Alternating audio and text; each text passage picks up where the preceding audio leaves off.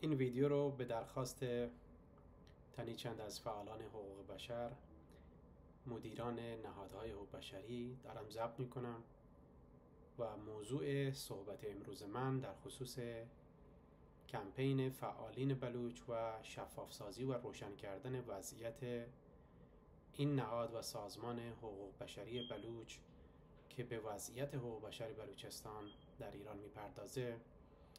اشاره کنم. بنده حبیب الله بلوچ سربازی،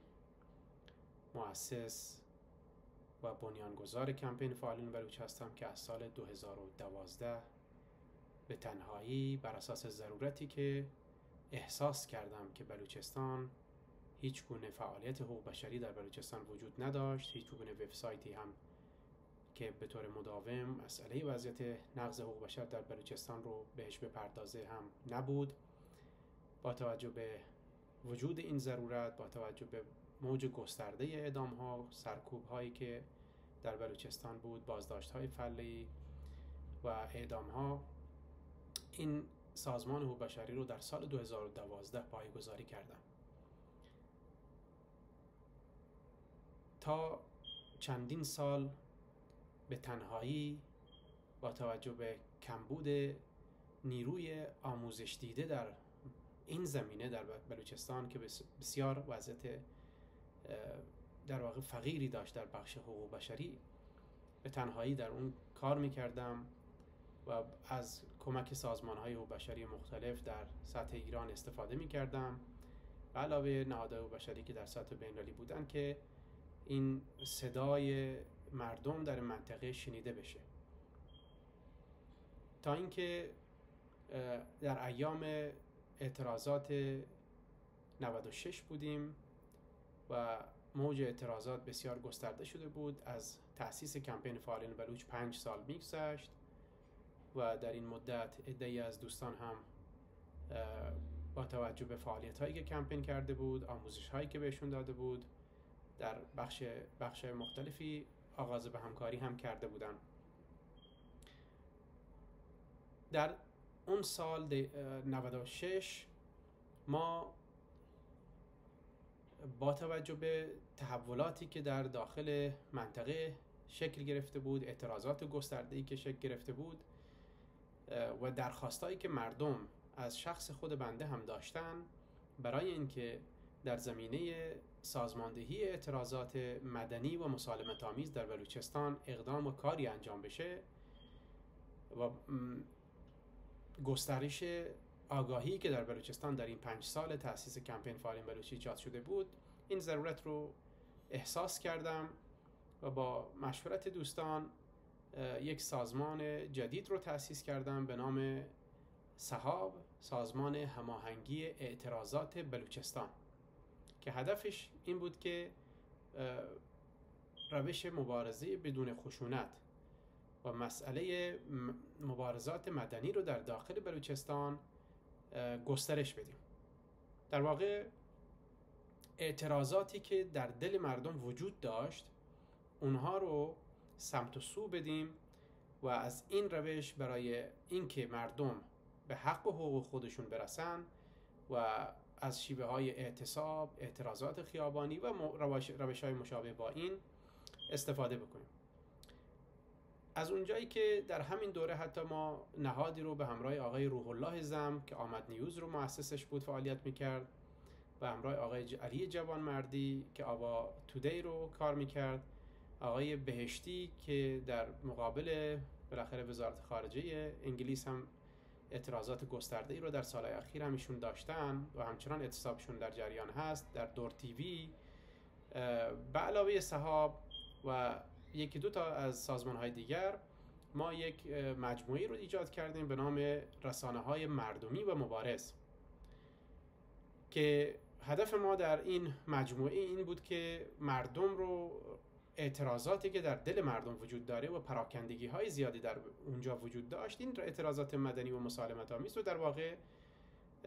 راهنماییشون بکنیم، هدایتشون بکنیم و در مناطق مختلفی که هست از هر کدوم از این مجموعه‌هایی که بودن بتونن در اون بخش مثمر ثمر واقع بشن. به هر شکل از اونجایی که عده‌ای از دوستان گفتن که این فعالیت ها به شکلی برداشت میشه که به سمت جهت سیاسی دارن حرکت میکنن، بهتر این هست که کمپین فعالین بلوچ رو شما مسئولیتش رو مدیر دیگری براش انتخاب بکنید که شما بتونید به اون بخش و اون کارا برسید و اینجا نیازی نباشه که در بخش حقوق بشری باشید. من هم این ضرورت رو احساس کردم، به همین خاطر کمپین فعالین بلوچ رو به آقای عبدالله عارف واگذار کردم مسئولیت مدیریت داخلیشو که ایشون کارهای کمپین فعالین بلوچ رو و مسائل حقوق بشری رو جلو ببرن. تا مدت‌ها به هر حال ایشون به خاطر اینکه وضعیت دانشجویی داشت مجبور بودم، هم از اینکه بالاخره ما ارتباطات گسترده‌ای در داخل بلوچستان داشتیم، هم از لحاظ منابع، هم از لحاظ به هر حال گزارش نویسی، هم از لحاظ کارهایی که کم و کیفی که در کمپین فعالین بلوچ بود همکاری بکنم با این دوستان، همچنان تا بتونن این سازمان حقوق بشری که در واقع همچنان هم تا اون زمان تنها سازمان حقوق بشری در داخل بلوچستان بود با اشکالی مواجه نشه و کارش رو جلو ببره که خوشبختانه کار خوب پیش میرفت. با افزایش فعالیت هایی که بنده داشتم در مجموعه سازماندهی هماهنگی اعتراضات بلوچستان صحاب و پس از اون به هر حال این روند و این روش هرچه بیشتر رنگ و بوی سیاسی پیدا کرد که من در واقع به همین خاطر هم تلاش کردم که از کمپین فعالین بلوچ فاصله بگیرم تا اونها به مسائل حقوق بشری به همون شکلی که بهتر هست و درست هست پیش ببرند و به شکل مستقلی عمل بکنن و جلو برن. به هر شکل در سالهای اخیر ما به خاطر گسترش یافتن فعالیت‌ها در داخل بلوچستان که خب میدونید که جمهوری اسلامی متهم میکنه تلاش‌های زیادی بود برای اینکه هم شخص بنده رو بربایند، هم اینکه خانواده من رو اذیت کردن، بازداشت کردن، هم برادر من رو بازداشت کردن، پدر من رو بازداشت کردن، خانواده به هر حال نزدیکان و بستگان ما رو مورد آزار اذیت قرار دادن، همه دوستان من رو عملاً یک به یک تحت فشار قرار دادن تا این صدایی که ما شروع کرده بودیم رو خاموش بکنن. خب این نزاع هرچه بیشتر جلوتر میرفت این فعالیت های ما گسترش پیدا میکرد و حمایت های مردمی هم روز به روز بیشتر میشدن. جمهوری اسلامی هم آرام ننشسته بود و برای اینکه هر نوع ضربه ای رو با توجه به گسترشی که ما در فعالیت ها داشتیم به ما بزنه، از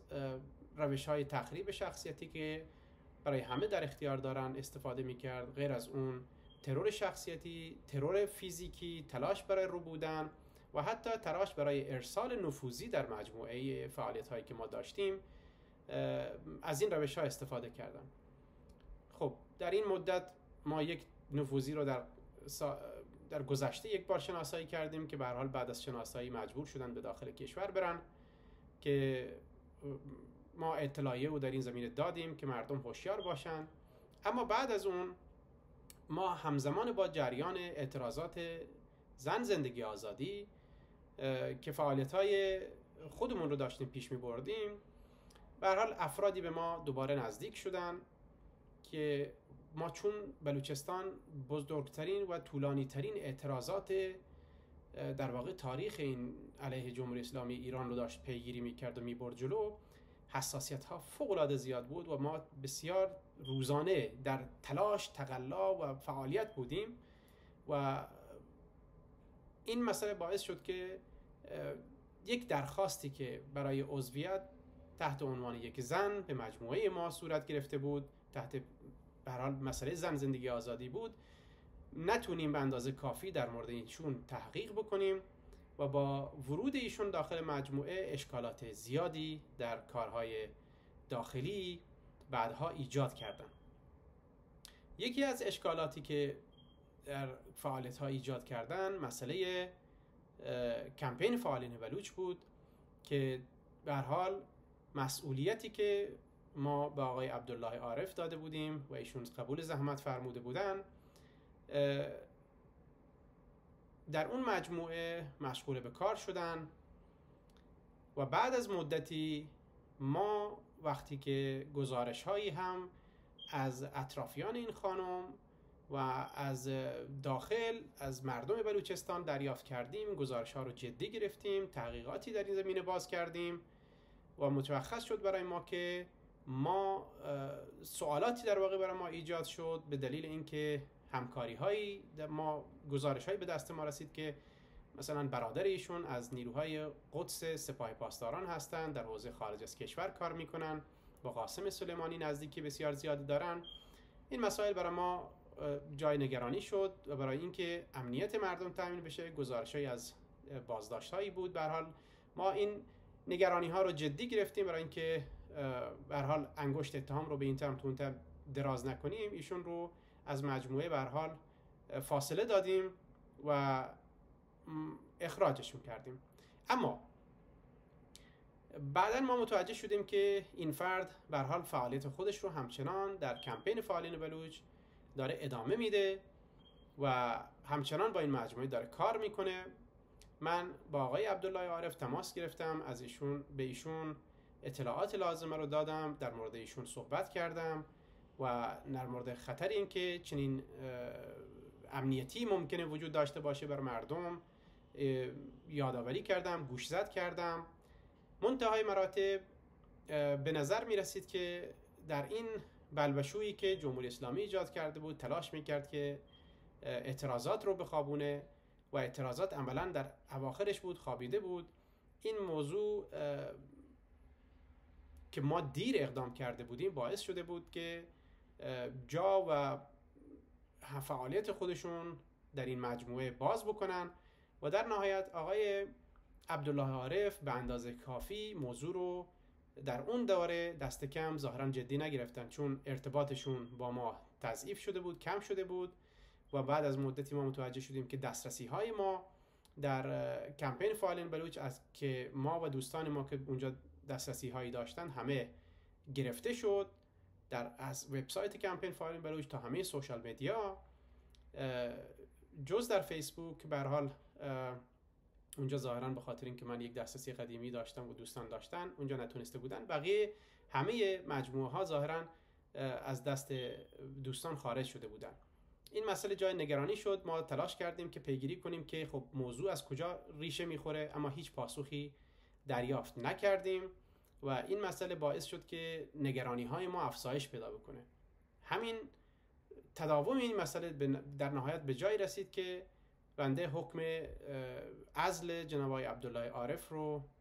با تقدیر و تشکر از فعالیت‌هایی که ایشون داشتن انجام دادم، اما به دلیل اینکه دسترسی کافی رو به صفحات و پیج ها نداشتیم، بعد از مدتی متوجه شدیم که ایشون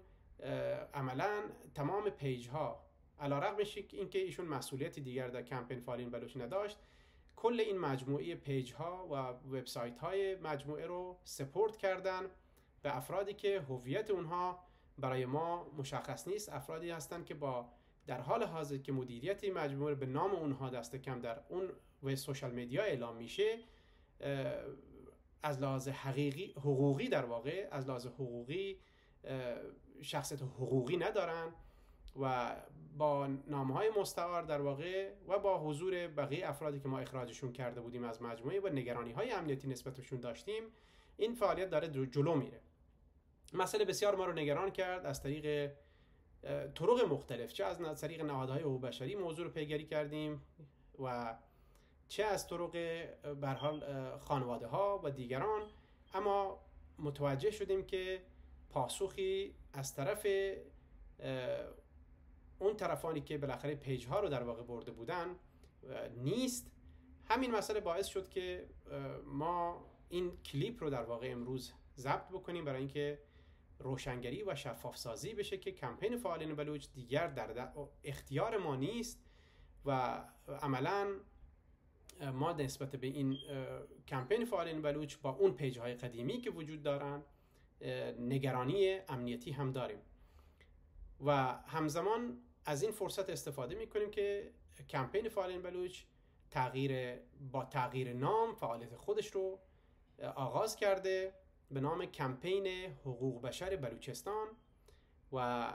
با آرم جدید و لوگوی جدید، با نام جدید و با سوشال مدیا و پیج ها و وبسایت های جدید در واقع از این بعد مسیر قبلی خودش رو که در گذشته اسمش کمپین فعالین بلوچ بوده ادامه خواهد داد با نام جدید و با صفحات و پیج های جدید و ما امیدواریم که به هر حال همون فعالیت های برای گزارشگری نقض حقوق بشر از سال 2012 استارت خورده بودن و تأثیر بسیار زیادی رو هم در زمینه بلوچستان و آگاهی رساندن در مورد نقض حقوق بشری که در بلوچستان وجود دارد در سطح داخلی و بین‌المللی داشتیم، این رو تداوم بدیم با تمرکز و فوکوسی که دوستانی که در این بخش به هر حال الان دارن فعالیت میکنن و من در واقع برای شفاف سازی مسئله کمپین فعالین به عنوان که بنیانگذار این مجموعه بودم در واقع این رو دارم اعلام میکنم خدمت شما داشته باشم. از اینکه به هر حال تا اینجای کلیپ منو همراهی کردید و مسائل رو روشن‌تر و واضح‌تر شنیدید، من سپاسگزارم از شما. به طبع به هر حال ایمیلی در همین زمینه هم به کلیه نهادها و سازمان‌های بشری به هر حال ارسال خواهد شد و امیدواریم که از این به بعد در مجموعه کمپین حقوق بشر بلوچستان اون ارتباط سابقه‌ای که هست با این مجموعه برقرار باشه، همچنان و فعالیت‌های حقوق بشری که در مورد مسئله بلوچستان وجود داره و روز به روز هم بحرانی‌تر و با چالش‌های بیشتری دارن مواجه میشن، بیشتر مورد توجه نهادها و سازمان حقوق بشری قرار بگیره و بهشون بپردازن و در این زمینه دوستانی که در این زمینه کار میکنن هر گونه تجربه، هر گونه به هر حال ارتباطی وجود داره، امیدواریم که بتونیم اونها رو در اختیار سازمان‌ها و نهادهای مختلف حقوق بشری قرار بدیم. بسیار سپاسگزارم که همراهی کردید. بدرود.